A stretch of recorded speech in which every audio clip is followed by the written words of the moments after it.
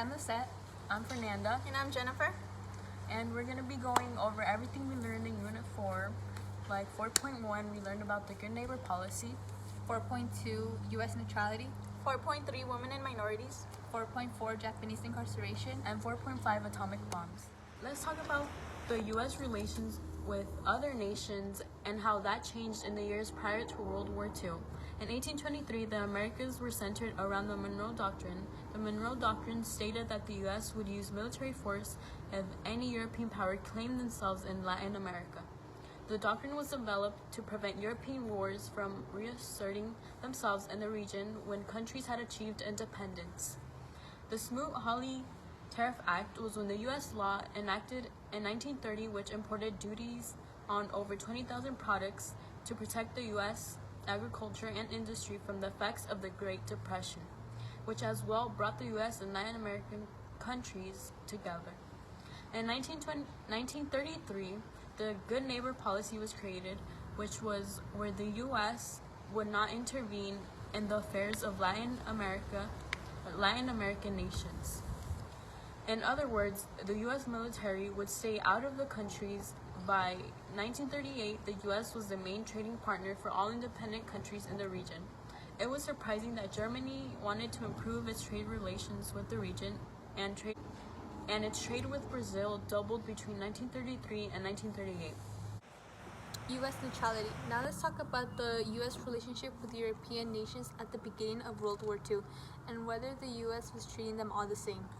Roosevelt had recognized that he was in need for self-defense. In 1930, he had requested from Congress $1 billion for defense and development of a two-ocean navy. On September 1st, 1939, the start of World War II initiated with Europe with the invasion of Poland. On September 14, 1939, the Cash and Carry Act stated that it allowed for sale of arms to any country at war, but they had to pay in cash and as well as have their own transportation. They later made the Lend-Lease Act in March of 1941, which was designed to help Britain on their fight against Germans to get world materials without having to pay immediately. The SSA enlisted men to build army for America. However, they did not send them out to fight, which showed that they just wanted to strengthen the army in case of emergencies. Okay, 4.3 Women and Minorities. During World War II, women and minorities continued to be treated unfairly, and women were expected to fill in men's jobs, but at the same time take care of the house, take care of the kids, and basically just be housewives. About 16 million men and women served in, and African Americans continued to face discrimination by being forced to be in segregated units. Although they fought on the front lines for the first time and were not regulated to small tasks and service and support positions, they still faced the same amount of discrimination, if not more. During the World War, about 60 million women entered the labor force. Women were typically nurses for the military as well as formed their own branches. As for the Native Americans, their lands were deemed as very useful because they were used as internment camps for the Japanese and helped build war materials as well as military technology. For Native women, they took on jobs such as mechanics, firefighters, welders, and farmers.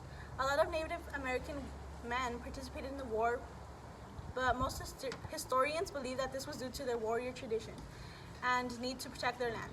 By the end of the war, half of the Native American population didn't return to their reservation, but instead assimilated into society.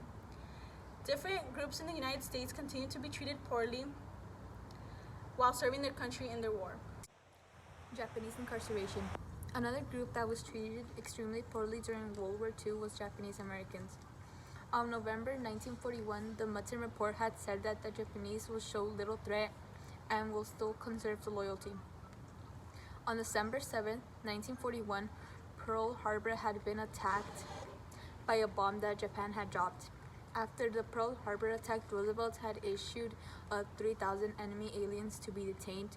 Half of them were Japanese and had been detained by the Department of Justice. They had been given 48 hours to pack all their belongings and were moved to internment camps.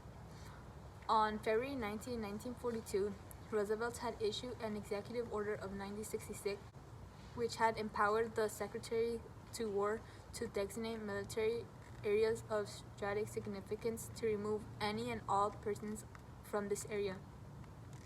On March 1942, President Roosevelt had issued an executive order of 1902 that had established the War Relocation Authority as part of the Department of Emergency Management.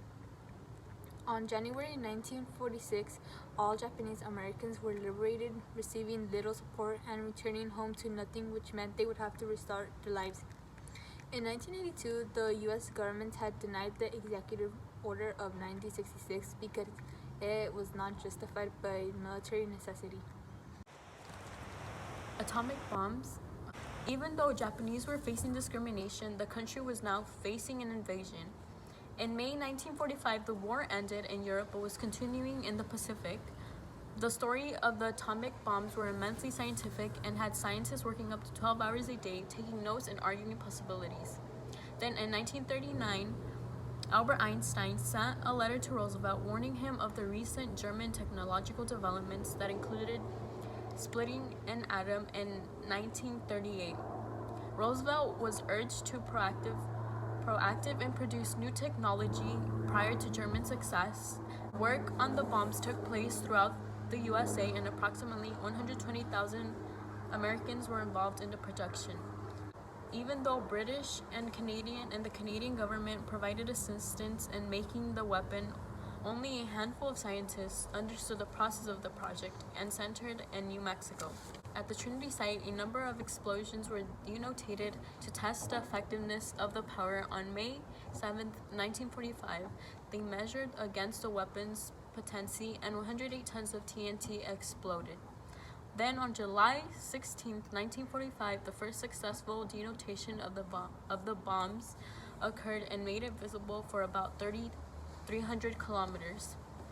On August 6, 1945, the bomb Little Boy was dropped on Hiroshima, and the government reported it as a good target since it was such a large size and there would be a lot of damage.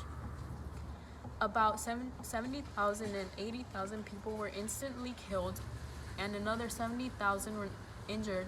12 kilometers of the city was destroyed, and 69% of the buildings were destroyed, as well as 90% of nurses and doctors were killed. On August 9, 1945, another bomb named Fat Man hit Nagasaki. The main target was Kokura, but the city was obscured by clouds and the site was shifted. About 40,000 and one-third of the city was destroyed. On August 15, 1945, it was announced by the emperor that Japan had surrendered unconditionally to the Allies. Thank you guys so much for watching this video. Hopefully you guys understood what we were trying to say. And don't forget to study. Bye.